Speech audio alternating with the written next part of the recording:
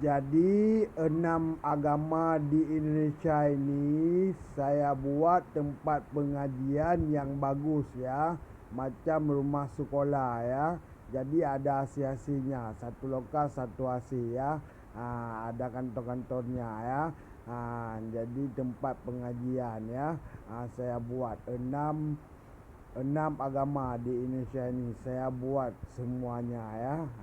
Lain-lain agama ya. Jadi sekolah pendidikan hukum ya.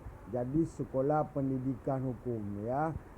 Jadi lain-lain agama saya buat ya, yang bagus ya. Jadi kalau gaji, soal gaji, kalau laki-laki 10 juta 1 bulan sekali. Kalau perempuan 10 juta 1 bulan sekali. Kalau kepalanya 50 juta. Okey, kepalanya 50 juta. Okey, thank you. I love you.